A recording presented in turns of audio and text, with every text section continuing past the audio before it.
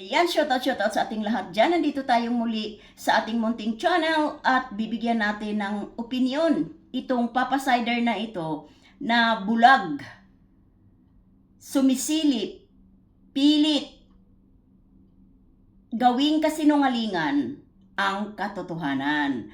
Papasider, bago ka sana nanilip, sinilip mo sana din ang live mo.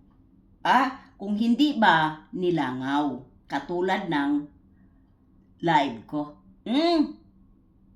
Huwag kang magpabulag-bulagan. Huwag mong i-twist ang katotohanan into kasinungalingan, papasider. Pero bago ang lahat, tayo ay mag-shoutout muna sa ating mga kasamahan dyan sa The Empowered Woman. Hindi ko na kayo may isa pa. At ayan, shoutout na din kay Dr. Lab Ridsen at lalong-lalo na dito kay Biancy. Suportahan natin guys ang kanyang mga upload live at lalong-lalo na din dito sa dalawang charity vlogger na nagdadala sa kanyang mukha. Ang Team Guapa. Yan, suportahan natin. At shoutout na din sa mga sponsor na may mga grupo-grupo sila. Andyan ang Team Guapa sa Kalam sa pamumuno ni Sis Nerissa Bamiano. Team Guapa All Out kay Sis Nika Pagado, Italy Sister kay Ma'am Abigail Laksamana, may Team Warak, Team Wasak, Team Labandera. Suportahan natin sila. At ang Team Bisacol kay Sis Evelyn Talagtag, Friendship Goal International, andyan sila si Mochinian, Warrior Mama, Gladisian, at iba pa. Sa individual na sponsor, shout out sa inyo, maraming salamat. Sina Sir Winnie, Sir Leo D, Manay Liz, sino pa ba? Ma'am Langga Christine B, aka Tintin, Ma'am ER, at sa inyo pa na mga sponsor na hindi ko kakilala. Shout out sa inyong lahat dyan. At balik tayo dito sa ating pinaka-content. Si Papasider at itong marmar na ito. Ikaw, Papasider, nanilip ka sa live ni Biancy? Kahit sasampalin pa kayo ng katotohanan, pilit ninyo yang iti-twist. Huwag ninyong gawing bubo ang mga viewers.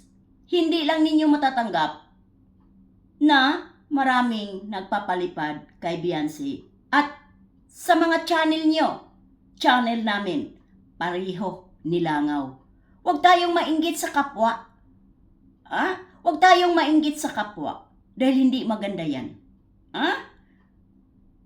Diba? Hindi maganda yun.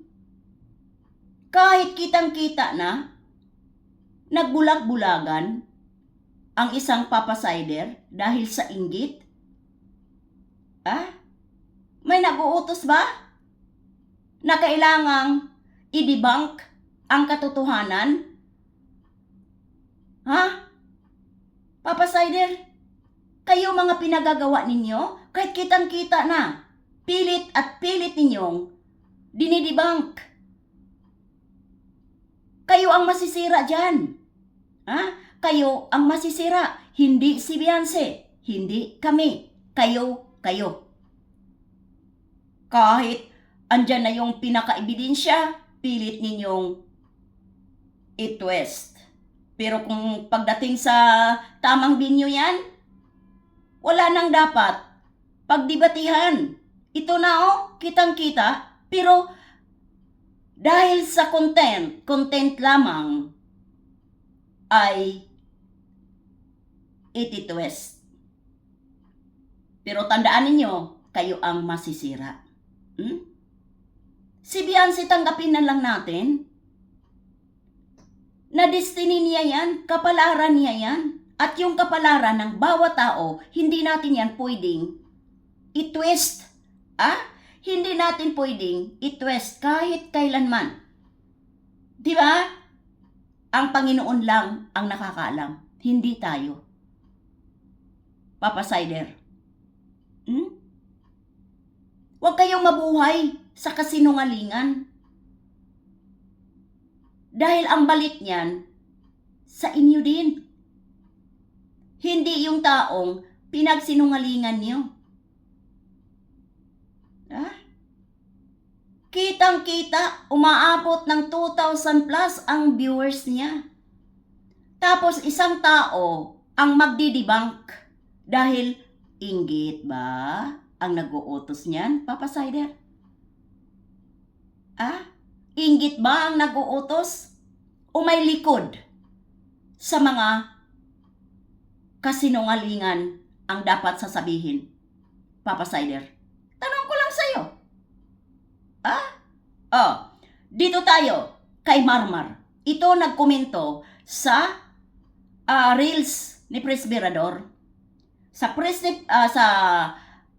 Reels ni Presbyrador, Silangga Atiglo ang kinunan niya ng pang-Reels. Ano ang komento nitong Marmar na ito? Wala nang katigil-tigil. Bakit kalingap ang content nyo? May community na kayo. Doon kayo nagreaksyon. Huwag kalingap. Marmar, sabihin mo yan sa Kalingap Reactor din. Ikomento mo. Ano ang sabi ni Kuya Bal? Huwag nang reaksyonan ang hindi na kalingap. Pero kayo ang walang katigil-tigil sa kakakontent nang wala na sa kalingap. Sa amin walang nagbawal Sino-sino ang iko-content namin? Malaya kami. Ang importante, hindi kami ng balahura ng tao. Marmar? Ang galing ninyo mag-utos-utos. Bakit kalinga pa rin ang content nyo? Tanungin nyo ang sarili nyo. Napaka-liwanag ng sinabi ni Kuya Bal. Huwag na ninyong i-content ang wala na sa kalingap.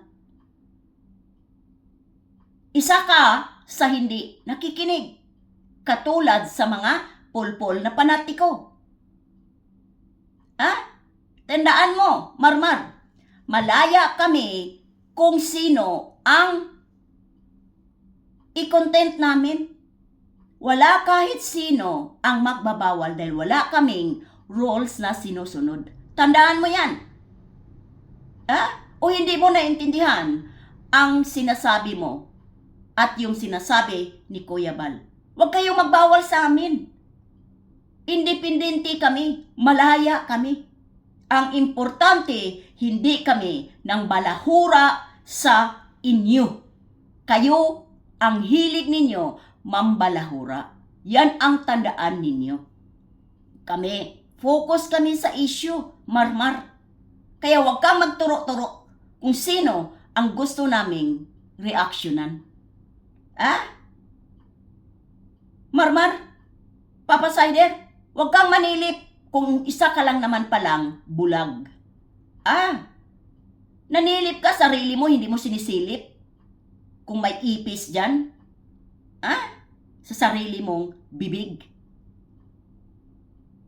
Papa Sider, ang hilig ninyo Ang hilig ninyo magsinungaling kahit andyan na yung ebidensya. Ulitin ko, kung nasa tamang venue yan, mapahiya lang tayo. Bakit? Sasabihin yan ng piskal, ng judge. Andito na yung ebidensya, napakaklaro. Wala na kayong dapat pagdibatihan o di napahiya lang.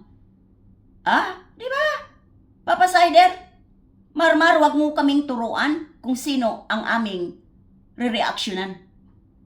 Kaya hanggang dito na lang tayo. Maraming salamat. Utak gamitin ninyo, oy. Mga pulpol na panatiko, mga sinungaling. Bye-bye and ingat palagi.